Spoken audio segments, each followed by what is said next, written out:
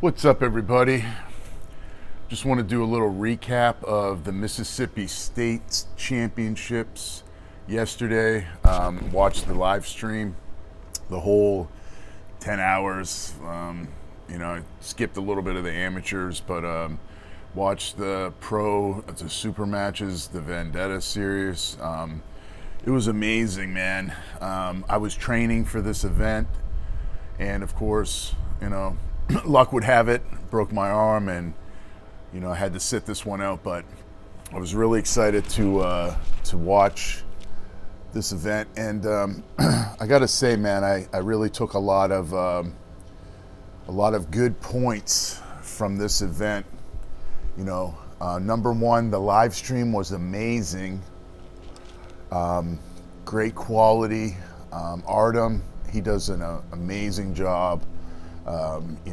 Guys got 4 cameras rolling, competing, and then running this whole, show. And now he's going to be editing all these great matches and great videos that he always produces. So, you guys, if you didn't catch the event live, go to toprollking and check out Artem's YouTube page. You'll see all his great footage. Probably have it all done up this week. The guy's a stud when it comes to putting all this stuff together, man, and it makes a huge difference. And it was really impressive to see that. The event ran smoothly.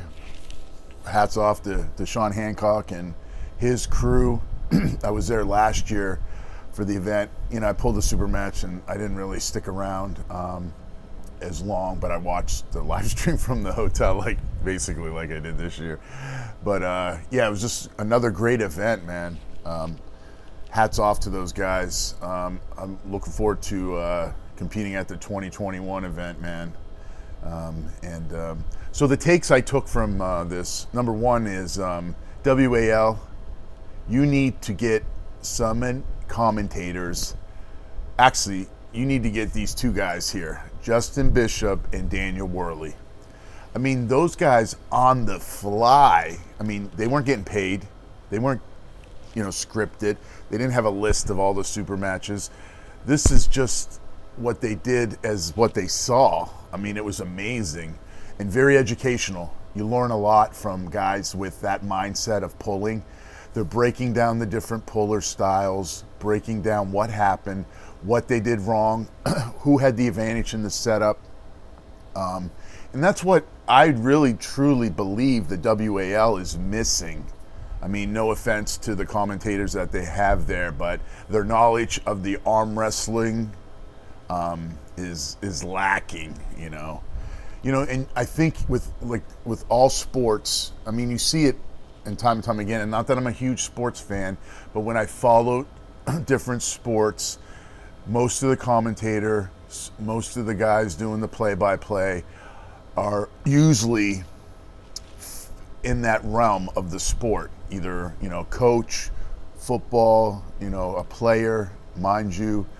And then, of course, then there's, you have exceptions like Joe Rogan.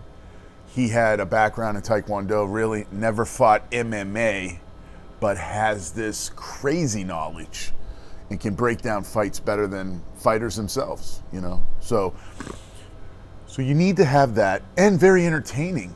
It was very entertaining. They were going back and forth, making jokes. It was one of the reasons why I really watched the whole live stream, because normally you watch a live stream, I don't even have the volume on, because there was really no commentating, and not at that level. So, I mean, hats off to those guys, Justin and Daniel, great job, and very entertaining. And, I thought that was one of the big takes I took from the Michigan State Championships. Super matches were great. The kind of the standout matches that I saw Brad Grundy beat Dave Morocco. Not any pinning. I don't think 4 or 5 of the matches. I'm not sure, but still, one on fouls. But It's amazing how great these competitors are at such a young age. I think Brad's like 23. It's crazy. It's scary. So glad I'm out of that super class. So, but yeah, that was a good match. Paul Passmore, he beat Jeff Dabe 6-0, which I thought that's the way the match was going to be. I mean, I've pulled both competitors, and I just thought that Paul's side pressure would be too much. But still, great matchup, and it was really interesting seeing Paul back on the table. A lot of people, I don't even think it was mentioned.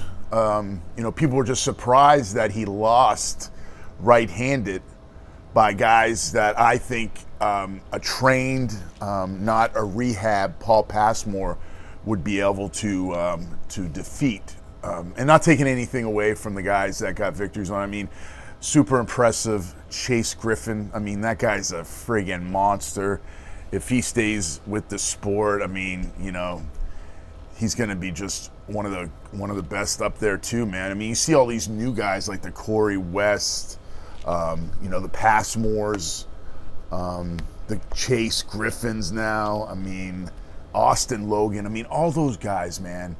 They really are coming into their own, man. It's really exciting to see all these young guys coming in, and really, the sport is just growing. I mean, that was one of the best live streams that I've seen. I mean, I'm talking WAL. I mean, yeah, the production, all that stuff, but to me, it's cheesy.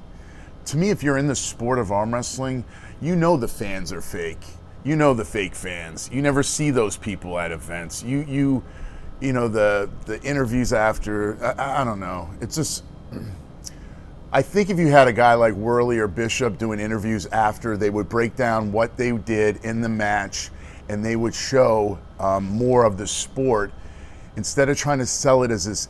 I mean, yes, it can be entertaining with the matches, but you need to have knowledge about the sport, and I think you're only going to get that with having experienced pullers like Bishop and a Worley, and I think the WAL should really look into having those knowledgeable pullers break down events, man. I can't say enough. That was one of my favorite parts of the whole live stream was those two. And JoJo, man, he did a great job as well coming in at the end, because Justin, wanted to eat and relax. I mean, that's a long time to be sitting there talking about arm wrestling. And Daniel was a soldier. He was there the whole time, start to finish.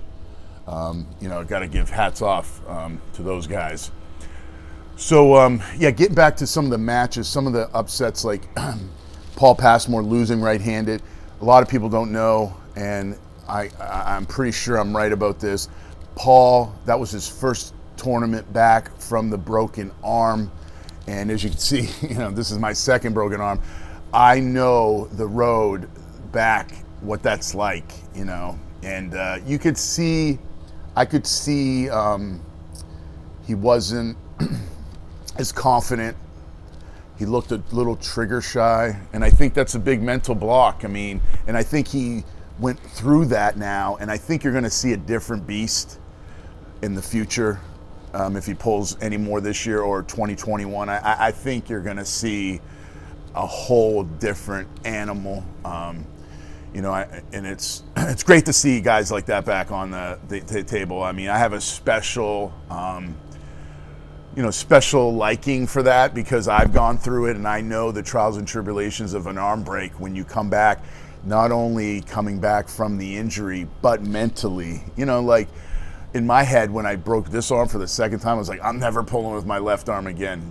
But as I get into my recovery and I start mending, I know that is probably not realistic. I'm a competitor, and I just take these as learning experiences. You learn so much through adversity and injuries, and I mean, it's just amazing.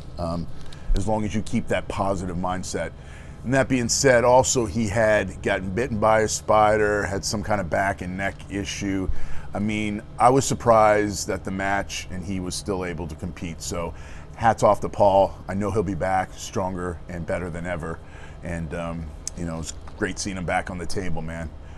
Also, one of the most impressive things is Daniel Mosier. A lot of people, myself included, not a huge fan of the yelling in people's faces, and I get it. I mean, I've done it, and I've learned, and it's just exciting too. Guy's emotional, gets excited. You can't take that away from him, but a lot of people can take that wrong, and with a lot of things, and it doesn't really matter. The thing is this kid is a beast. He is a beast, and what's most impressive is he's like 200 to 210. I mean, he's probably the smallest guy in the class. And him flashing Chad Silvers twice, I mean, that was super impressive. And like Justin Bishop said, if he can do that, then he would put him on another tier. And I believe Daniel Mosier, pound for pound, is the best right arm wrestler in the country, pound for pound. Now, I know you got the Devin Larratts, and you got the Michael Todds, and you got, all these big super guys, yes. But pound for pound, you got to put that guy up there. I mean, super impressive, super impressive. I've watched the last couple tournaments he's pulled in, and he flashes everybody. I can't even remember the last time someone beat him. I think Craig used to beat him, but Craig got injured, and now Daniel's like, just on another level, man. Hats off to Mosier. I mean, incredible. He beat Adam. He beat Chad. I mean, he smashed everybody. I mean, and it's just impressive, man. To do that at a lightweight too. I mean, so fast. So you got to train speed. Justin made a good point of guys that are muscular, like someone like myself, training in the gym all the time. I have played other sports, so I can be fast. I just need to train that, and it makes a big difference when you train the speed. I mean, that's so important in arm wrestling. So that was super impressive. Herman Stevens, super impressive. Never seen a guy in the zone, man. The thing I like about Herman is he doesn't even let anybody know what's going on. He just shows up and kicks butt. Super impressive. That's the true definition of training in silence and then coming out and just smashing people.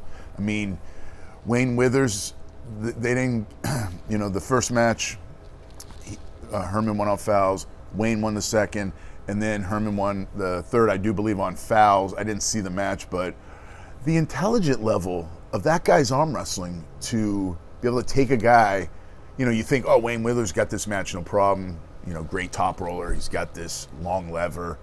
But Herman took him out of his game. And winning on fouls, man, that's part of the game, man. People say, I don't want to win like that. But, at the end of the day, it's like, when you're in a fight, you're an MMA fight, UFC, and, the guy gets disqualified. The guys, they don't want to win that way, but that's just part of the sport, and that's just, one thing that, you have to learn from, and that it just improves your setup and basically your game just improves through going through, all those mistakes. Some of the Hunter Knowles, I mean, that kid, phenomenal. I mean, I love watching that kid pull. I'm not even a huge lighter weight class, but when you watch this Mississippi State, and I don't know all the names, Dalton, this kid Dalton, this kid I think that Justin trains with. I mean, those kids, they're not even training. They're just arm wrestling, and they're just friggin' phenomenal. I mean, Hunter's training, and a couple of the guys are training, but I know Justin was saying this kid that was killing everybody, just come to practice and he doesn't even really take it seriously. And that just goes to show you how great these guys are, man. And with the Mississippi States, it's really exciting to see these lighter classes with these intense pullers. I mean, it makes you tune into those, I was kind of keen on the 231 event, wanted to see, because that was the event that would have been in the class I would have pulled in. Great competitors, man. I forget, God, I forget who won it, McCroth or anyway, phenomenal arm wrestler. I've seen him arm wrestle the last few years. He ended up beating Nate Adams, the freak of freaks.